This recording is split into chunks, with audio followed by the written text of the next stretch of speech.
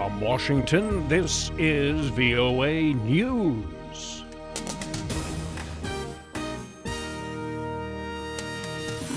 I'm Victor Beattie reporting. The 17-nation International Syria Support Group meeting Tuesday in Vienna was unable to set a date for resumption of talks on Syria's political future. But U.S. Secretary of State John Kerry said the group still maintains leverage over the government of President Bashar al Assad, that there is no military solution to the 5-year conflict. There is leverage in the fact that this war will not end for him or for his people without a political settlement.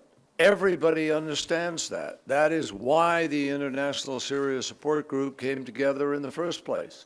That is why we have the cessation of hostilities we have today and some delivery of humanitarian assistance.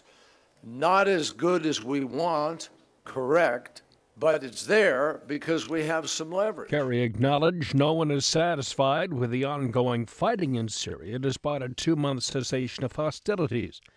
He said support group agreed that if a party to the ceasefire persistently violates the truce, they could be excluded from any future agreement. Kerry also said beginning June 1st, if relief workers are denied humanitarian access, the World Food Program would make arrangements to accelerate airdrops and regular flights into designated besieged areas. Libyan security forces Tuesday said they recaptured a main checkpoint south of the port city Misrata from fighters of Islamic State. Libyan military spokesman Mohammed El Ghasri called the recapture of Abu Ghraib a success, with Libyan forces storming the southern axes and liberating the areas of Bukim and Zimzam. He said at least 6 Libyan personnel were killed. The North African country's new unity government is trying to establish its authority and hopes to eventually retake Sirte, an IS stronghold, over the past year. The operation comes a day after the international community pledged to seek an exemption to the UN arms embargo. This is VOA News. A wave of bombing struck markets across Iraq's capital, Baghdad, Tuesday, killing nearly 70 and wounding dozens more. It brings to nearly 200 the number killed in the past week. An international conference focused on restarting the Israeli-Palestinian peace process, originally set for May 30 in Paris, is being postponed. French President François Hollande said the delay is because U.S. Secretary of State John Kerry cannot take part.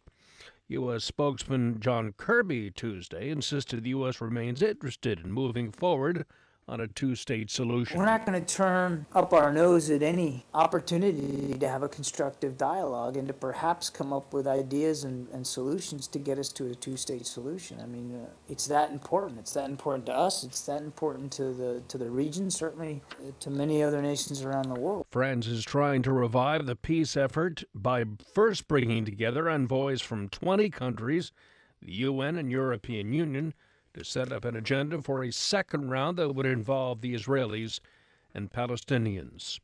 Yemen's government has suspended its participation in UN-sponsored peace talks with Iranian-backed Houthi rebels, accusing the rebels of not complying with UN resolutions that matters of power sharing be negotiated. Foreign Minister Abdul Malik El Maklafi Tuesday called the talks in Kuwait a waste of time. He accused the Houthis of violating a ceasefire, using the talks as a chance to rearm themselves. The Obama administration is further easing financial sanctions on Myanmar to support the nation's political reforms and economic growth and to facilitate U.S. trade with the country, also known as Burma.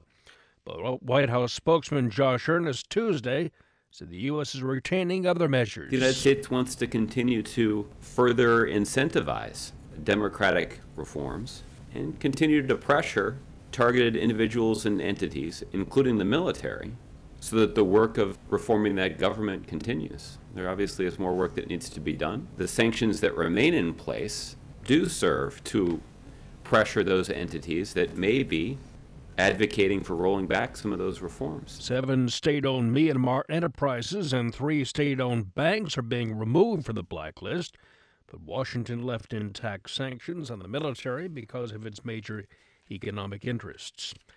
West African country of Ivory Coast has received more than $15 billion in financial pledges at a donor meeting in Paris Tuesday in its 5-year development program. The World Bank pledged 1/3 of that. The country is still recovering from a devastating 2011 civil war, where some 3,000 died. In a major crackdown of Olympic drug cheats, the International Olympic Commission announced more than 30 athletes could be banned from this year's Games in Rio after retesting of their samples from the 2008 Olympic Games came back positive for banned substances. The IOC says it's begun disciplinary action against the athletes who come from a dozen countries and competed in 6 events in the Beijing Games. I'm Victor Beattie, VOA News. That's the latest world news from VOA.